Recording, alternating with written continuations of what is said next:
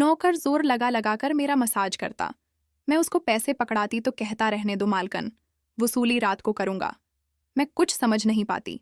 जैसे जैसे वो मसाज करता, मुझ पर खमरी बढ़ती ही जाती और मैं सुकून से गहरी नींद सो जाती। लेकिन एक रात मुझे नींद नहीं आई। मेरे होश उड़ गए जब इस रात मसाज करते करते मेरा नाम सुराली है। मैं बहुत खूबसूरत थी, इसलिए शादी से पहले हर रोज़ मेरे लिए रिश्ता आता था। मैं अपने माँ बाप की इकलौती बेटी थी, इसलिए मेरे बाप चाहते थे कि मैं डॉक्टर बनकर उसका नाम रोशन करूं। मगर जब मेरे लिए इतने अच्छे रिश्ते आते थे तो मेरी माँ मुझे कहती कि तुम अपनी पढ़ाई छोड़ दो ताकि मैं तुम्हारी शादी कर दूं। मगर मैं अपनी माँ से कहती थी कि मुझे तो डॉक्टर बनना है। मगर ये सुनकर मेरी माँ को गुस्सा आ जाता था और वो कहती थी कि तुम अभी शादी कर लो, ये डॉक्टर की बाद में कर लेना। मगर मेरा बाप नहीं मानता था, इसलिए मेरी माँ एक बुजुर्गो बाबा के पास गई और उनसे कहा कि मैं अपनी बेटी की शादी करना चाहती हूँ। मगर उसका बाप नहीं मान रहा। कोई ऐसा तावीज़ दो कि उसका बाप शादी के लिए फौरन मान जाए। इस बुजुर्गों ने मेरी माँ से 1000 रुपए लिए और ऐसा तावीज़ दिया कि मेरा बाप मेरी शादी के लिए फौरन मान गया। ये रिश्ता दरअसल मेरे बाप के दोस्त ने अपने बेटे के लिए मांगा था और कहा कि आपकी बेटी शादी के बाद भी डॉक्टर बन सकती है। ये सुनकर मेरे बाप ने उससे शादी के लिए फौरन हाँ कह दिया और मैं विदा होकर अपने ससुराल आ गई। मेरे ससुराल वाले बहुत अमीर थे, इसलिए मैं और मेरे पति अलग घर में रहते थे। मेरा पति अपने बाप का बिजनेस संभालता था, इसलिए वो सुबह से शाम तक बिजी रहता था। मैं उसके घर गई तो ये ऐश वो आराम देखकर मैं चौंक गई। मेरे पति ने मेरी खिदमत के लिए कई नौकरानियां रखी हुई थीं, मगर उसका एक नौकर आहिस्ता आहिस्ता मेरे करीब आने लगा। कुछ नौकर ने मुझसे कहा कि मैं ये काफ़ी सालों से काम कर रहा हूँ और आपके ससुराल वाले मुझे बिल्कुल घर के मेंबर की तरह ही समझते हैं। ये सुनकर मैंने भी उसे खास अहमियत देना शुरू कर दी।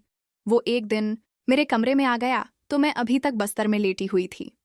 उसने मुझे थक्की थक्की देखा तो कहने लगा कि आप लेटे रहो, थक गई होगी। अगर आपको एतराज़ ना हो तो मैं आपके पाँव दबा दूं। ये सुनकर मैं चौंक गई। मैं खूबसूरत थी, जवान थी, लेकिन मुझे मेरे पति के अलावा किसी मर्द ने नहीं छुआ था और न ही मैंने किसी नौकर से कभी अपने पाँव दबवाए थे। इसलिए मैंने फौरन मना कर दिया, नहीं, मुझे अच्छा नहीं लगता कि कोई पराया मुझे छुए। ये सुनकर वो चुप हो गया और मेरे कमरे से चला गया। तभी मुझे एहसास हुआ कि मैंने उसकी बात का जवाब बहुत सख्ती से दिया था। शायद वो पहले भी मेरे ससुराल में ऐसे काम करता होगा, मगर मैंने साफ इनकार करके उसका दिल तोड़ दिया था।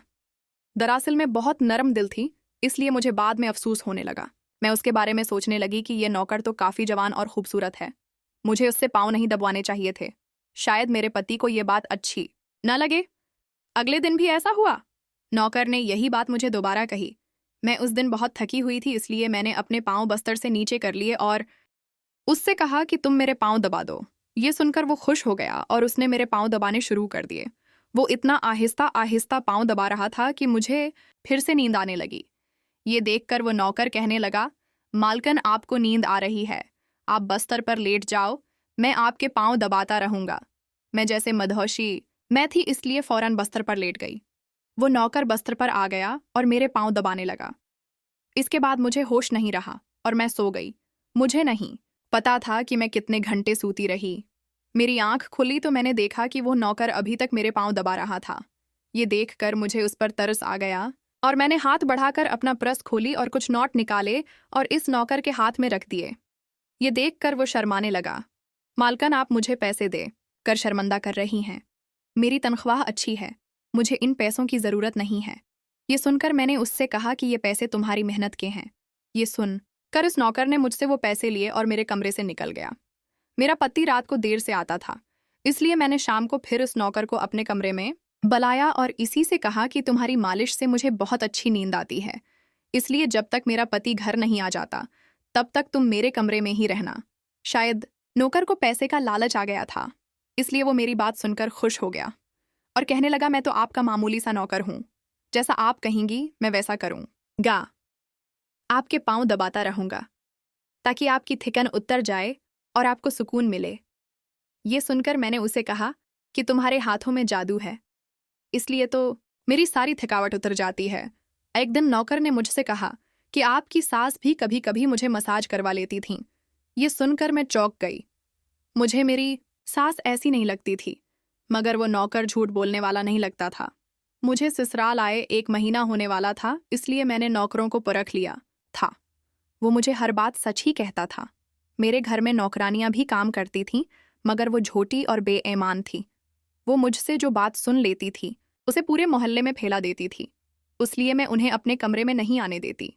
ये नौकर इस घर का पुराना नौकर था, इसलिए मैं उस पर भरोसा करती थी। नौकर भी मेरे कमरे में आता था, मगर अपनी नज़रें झुकाकर रखता था। वो मेरे जिस्म को हाथ लगाता, मगर उसकी नीयत खराब न थी। ऐसा हर रात होता था। एक दिन मैंने अपने पति से कहा कि जब से हमारी शादी हुई है हम कहीं घूमने फिरने नहीं गए।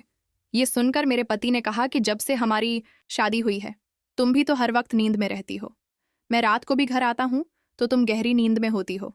दिन को मेरे पास वक्त नहीं होता और रात को मेरे घर आने से पहले तुम सो जाती हो।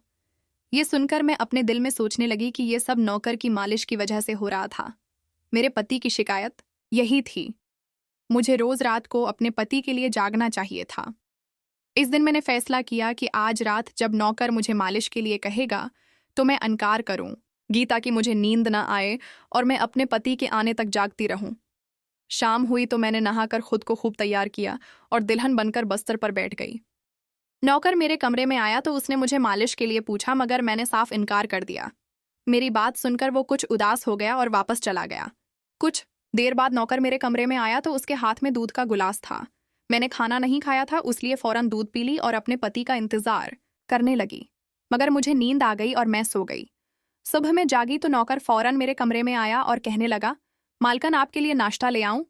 ये सुन कर मैंने अपने पति के बस्तर की तरफ देखा, वो खाली था। ये देखकर नौकर कहने लगा, मालिक को जरूरी काम था, वो नाश्ता करके चले गए। ये सुनकर मेरा मूड खराब हो गया। मैं रात भर उसका इंतजार करती रही, मगर वो सुबह होते ही वापस चला गया। मैंने नौकर से कहा कि मेरे लिए चाय ला दो। नौकर कमरे से बाहर निकल गया।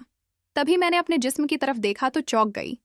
रात को मैंने दुल्हन का कपड़ा पहना हुआ था, मगर अब मेरे जिस्म पर कोई और कपड़े थे, मगर मैंने अभी ज़ेवरात पहने हुए थे। मेरा सिर भारी होने लगा।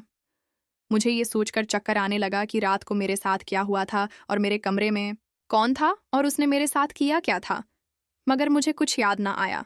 मेरा दिल घबराने लगा और मैंने अपना सर पकड़ लिया।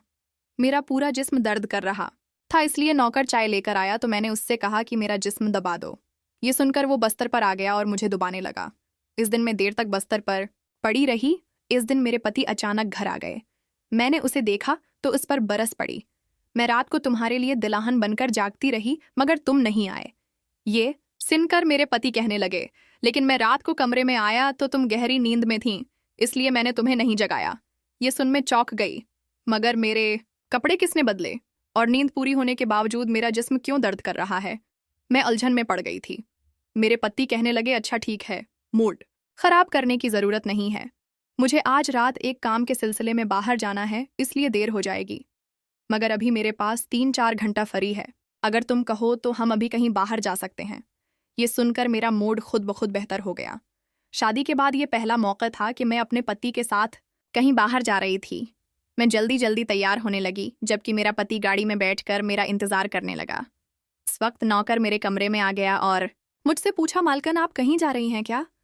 ये सुनकर मैंने उससे कहा कि हाँ, मगर तुम क्यों पूछ रहे हो? ये सुनकर नौकर कहने लगा, मैं आपका नौकर हूँ, मगर आपको यही सलाह दूंगा कि आप बाहर ना जाओ, क्योंकि आपका जिस्म थक जाएगा। ये सुनकर मुझे गुस्सा आ गया और मैंने उससे कहा कि तुम मेरे नौकर हो, मेरे पति बनने की कोशिश मत करो। ये कहकर मैं बाहर चली गई। न जाने मुझे किस बात पर गुस्सा आ गया था। मैंने उस नौकर को खूब खरी खरी सुनाई। वो भी अपनी औकात जान गया था। तभी तो मैं जब घर आई तो वो मेरे सामने नहीं आया।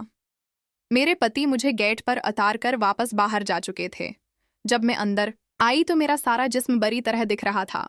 शायद मेरे जिस्म को मालिश की आदत हो गई थी, तभी तो रात होते ही वो मालिश के लिए तड़पने लगता था। लेकिन मैंने उस नौकर को नाराज कर दिया था, इसलिए आज वो मेरी मालिश करने नहीं आया, मगर मुझे उसकी ज़रूरत थी, इसलिए मैंने एक नौकरानी को बुलाया और उस नौकर को बुलाने को कहा। थोड़ी देर गुजरी थी कि वो नौकर मेरे कमरे में आ गया, मेरे बस्तर पर बैठ गया और चुपचाप मेरे पाँव दबाने लगा। ये देखकर मुझे शर्मिंदगी हुई। मैंने उसे इतना बुरा भला कहा, मगर उसने मेरी बात को बिल्कुल बुरा नहीं माना। मैंने उसे चुप देखा तो कहने लगी, मुझे उस वक्त पता नहीं क्या हो गया था, इसलिए मैंने तुम्हें खरी खरी सुनाई। मैं इतने दिनों के बाद अपने पति के साथ कहीं बाहर जा रही थी, इसलिए मुझे तुम्हारा टोकना अच्छा नहीं लगा, इसलिए मुझे माफ़ कर दो।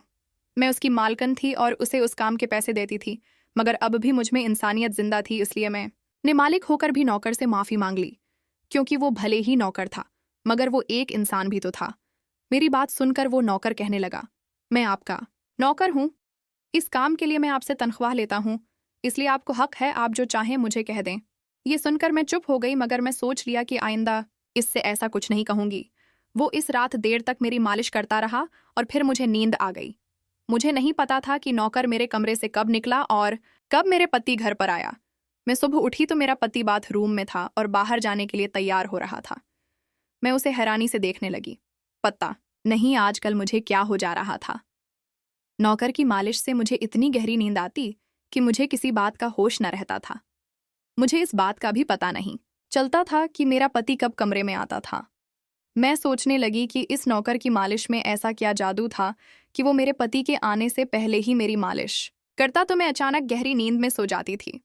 सुबह जब मैं उठती तो मेरा सर भारी महसूस होता और मैं चलने फिरने के काबिल